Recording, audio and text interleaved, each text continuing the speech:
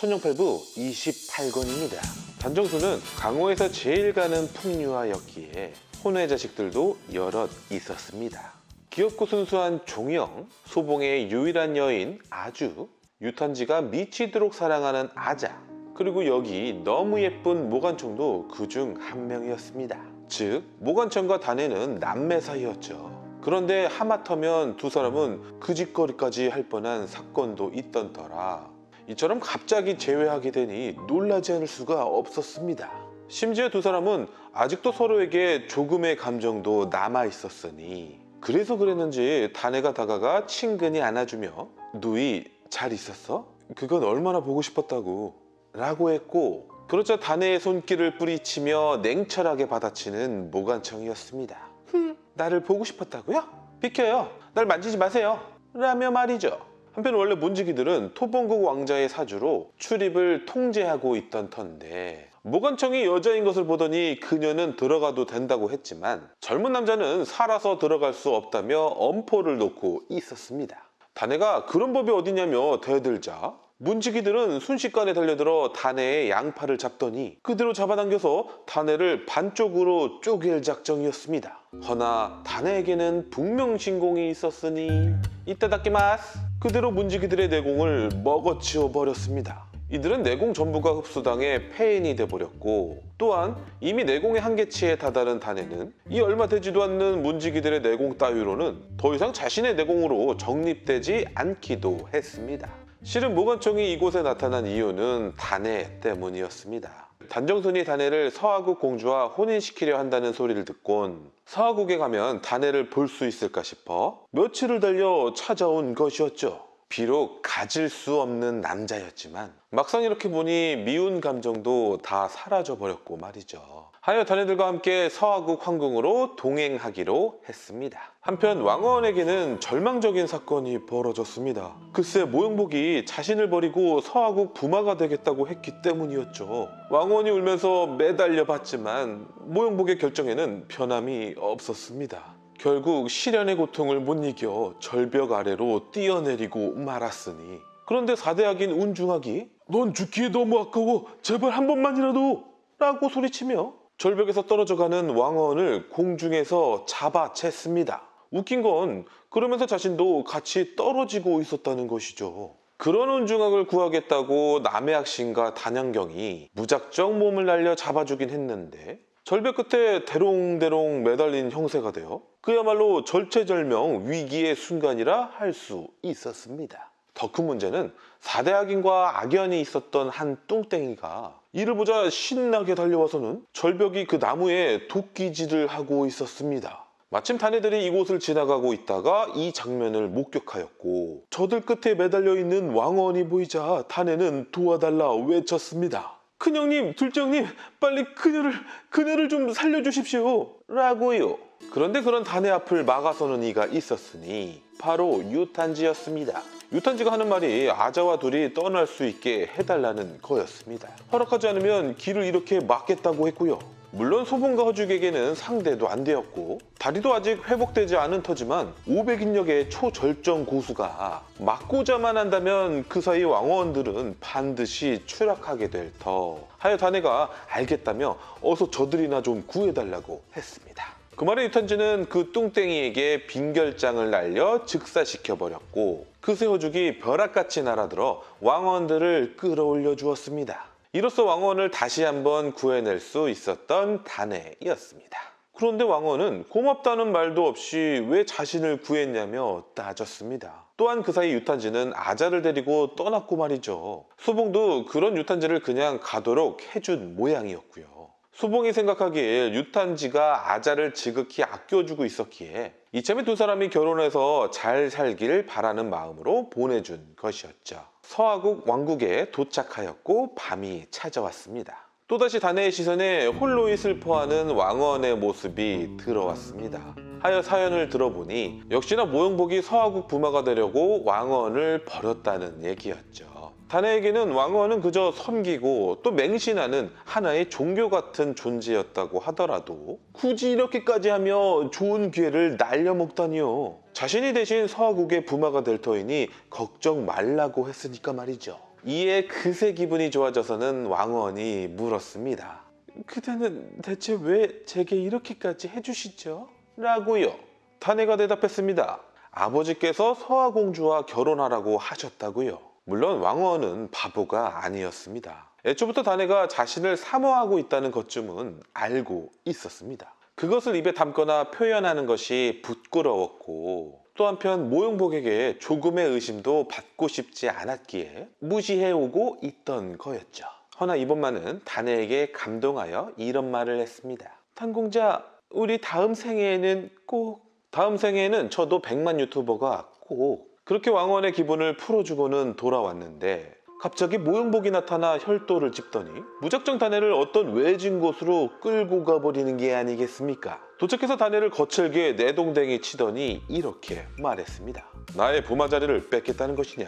아마도 모용복은 다네와 왕언이 나눈 말을 훔쳐들은 모양이었습니다. 이 와중에 다네는 내 반드시 왕언을 위해서 부마가 될 것이오 했습니다. 그때 모용복이 왕누이, 누이가 여길 왜 온 거야? 하자 다네는 해맑게 왕소재가 왔나요? 했습니다. 허나이는 다네를 제압하려는 모용복의 뻥카였죠. 하여 그대로 모용복에게 잡혀서는 오래된 우물 속에 빠지게 된 다네였습니다. 이제 우물 입구를 바위로 막기만 하면 다네는 진짜 끝장나는 상황. 그런데 뜬금없이 왕언이 진짜 나타났습니다. 실은 모용복이 다네의 육맥신검에 또 당할까 싶어 걱정돼 쫓아온 것이었죠. 그런데 다네가 자신 때문에 우물에 빠지게 된 것을 모두 보았으니 미안한 마음에 울컥 울음을 터뜨리고 말았습니다. 자신의 악행이 들켜서 찔렸는지 모용복은 되려 모질게 굴었습니다. 왕언 보고 물레방앗간에서 다네와 놀아날 때부터 알아봤다면서 말이죠. 그때 모용복은 서화국 무사로 변장하였었고 다네가 모용복에게 죽을 찰나 왕언이 이렇게 말했었죠. 내 반드시 복수를 하겠다고 말이죠. 왕언은 오라버니인 줄 몰랐기에 그런 말을 했다 했으며 알았다면 어찌 다네의 편을 들었겠냐며 앙 하고 울음을 터뜨리고는 모용복의 품속에 안겨왔는데 그 모습이 너무나 이뻐 모용복은 저도 모르게 왕언을 달래주고 있었습니다. 그러자 왕언이 오라버니 이제 서화국 부마는 되지 않는 거지요 하였고 번뜩 연나라를 재건하려는데 어찌 여인 때문에 흔들릴 수 있으랴 생각한 뒤 매몰차게 뿌리치며 우리의 연분은 여기서 끝이다 라고 말하는 모용복이었습니다. 왕언의 슬픔은 극에 달았고 이 순간 죽자라는 생각밖에 들지 않았습니다. 그래 차라리 단공자와 같이 죽는 것이 조금의 보답이겠지. 태색이곤 그대로 우물로 뛰어들고 있었습니다.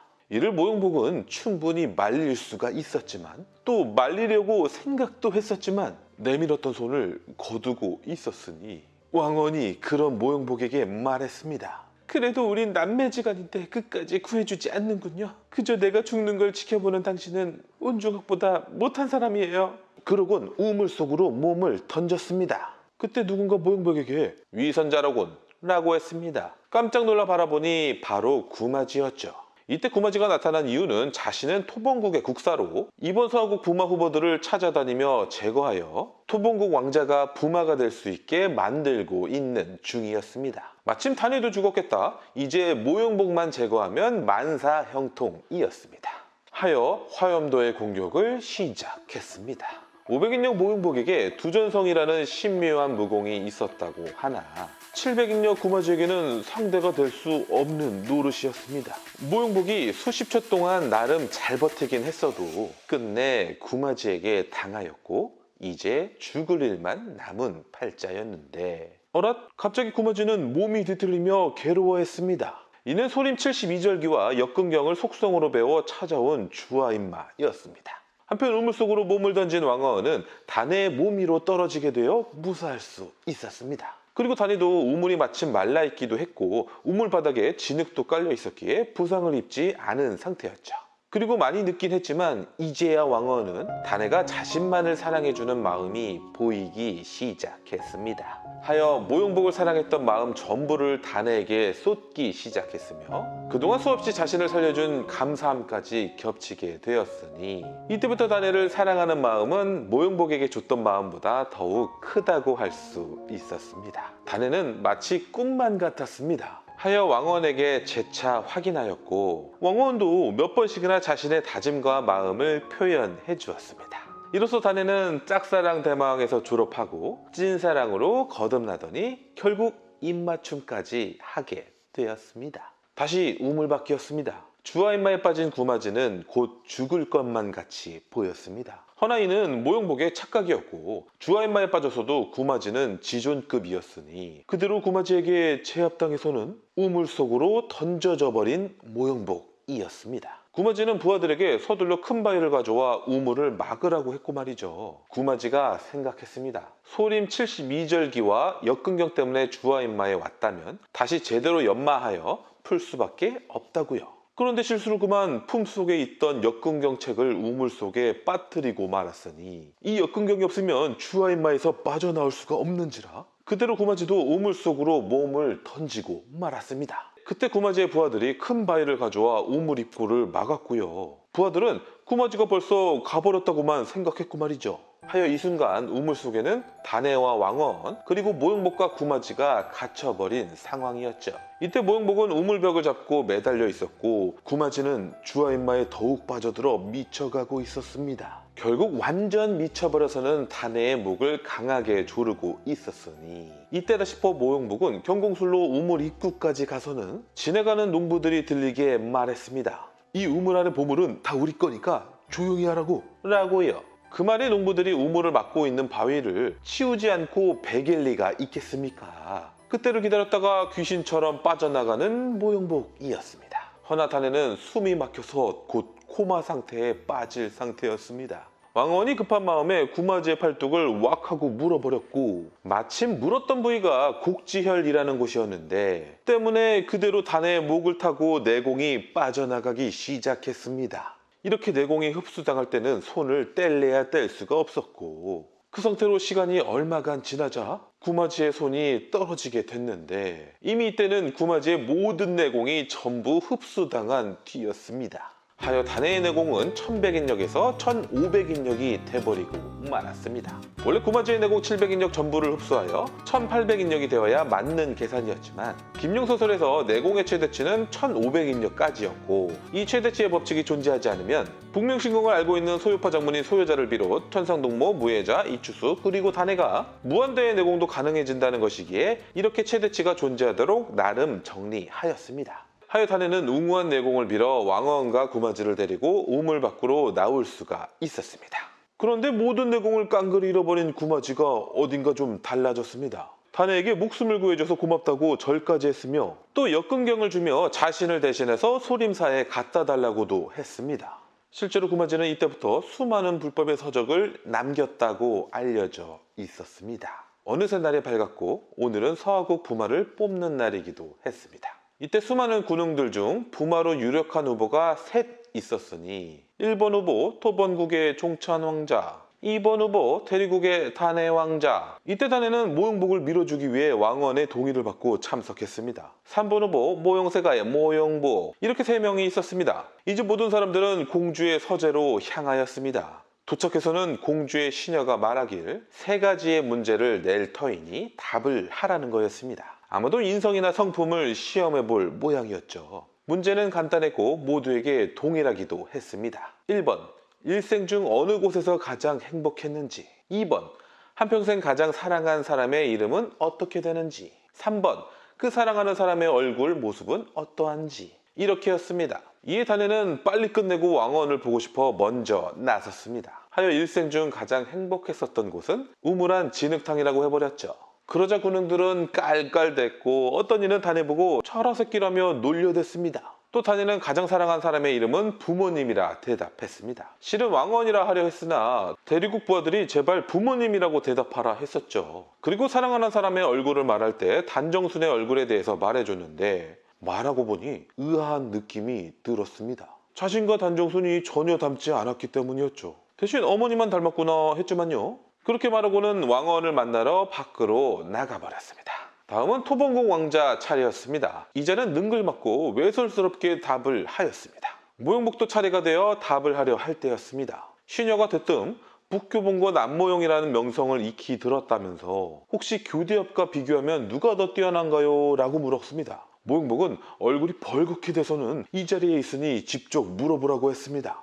신녀는 그럼 교대업계는 다음 차례에 묻겠습니다. 모형공작께서는 세 가지 문제에 답을 해주시지요. 했습니다. 모형복은 가장 행복한 때는 과거가 아니라 미래라고 했고, 가장 사랑한 사람은 아직 없었소. 또 사랑하는 사람의 얼굴은 공주를 만난 뒤에 답을 하겠소. 라고 했습니다. 다시 시녀가 이제 그럼 교대업께서도 답을 해주시지요. 했는데 허죽이 말하길 근육님께서는 이미 가버리셨습니다. 라고 했습니다. 실은 소봉은 그 질문에 아주가 떠올라 가슴이 미어왔고 하여 이곳에서 몰래 빠져나갔습니다. 그리고는 그대로 다시 거란국으로 돌아가고 말았죠. 시녀가 그럼 허죽 선생이라도 답을 해보라고 했습니다. 허죽은 가장 행복했던 곳은 깜깜한 얼음 창고 아니라고 했습니다. 그 대답에 장막한 한 여인이 하고 살짝 비명을 질렀습니다. 이어서 허죽이 가장 사랑한 사람의 이름은 나도 모른다오 라고 했는데 그 말에 못사람들은 껄껄 웃으며 허죽이 바본가 싶었습니다. 세 번째 사랑하는 사람의 얼굴은 나도 본 적이 없소이다 하자 이젠 사람들 대부분이 호성으로 터졌고 심지어 시녀마저 웃음이 삐져나오고 말았습니다. 그때 장막 안에 있던 여인이 나직히 말했습니다. 그대는 혹시 몽랑인가요? 허죽이 깜짝 놀라 그대는 혹시 문구관이요? 맞아요. 이리 들어오세요. 알고 보니 문구는 서하구 공주였고 몽랑 즉 허죽이 너무 그리워 부왕에게 부탁하여 이리 여러 사람을 초청해 허죽을 찾으려고 했던 것이었습니다. 두 사람은 이미 외모 따위는 초월한 상태라 이질감은 없었지만 허죽은 못생긴 데 비해 서하구 공주는 몹시도 아름다웠습니다. 실은 서하구 공주는 이추수의 손녀이기도 했으니까요. 얼마 뒤 사내에게 허죽이 보낸 편지가 도착했습니다. 아우에게 미안하이. 어쩌다 보니 아우의 부마 자리를 뺏게 되었구려 라고 써있었죠. 물론 단의 곁에는 왕언이 있었으니 조금도 개의치 않았고 말이죠. 그때 모관청이 달려와 말했습니다. 아버님이 위험에 처했다고 말이죠. 모관청의 아버님이라면 바로 단정순이었습니다. 그리고 단정순을 위험에 빠뜨리려는 자는 분명 사대학인 단연경밖에 없었고 말이죠. 하여 즉시 왕언과 모관청 그리고 종영도 모두 같이 작전명 단정순 구하기에 돌입하게 되었으니 이렇게 천룡팔부 28권이 끝났습니다.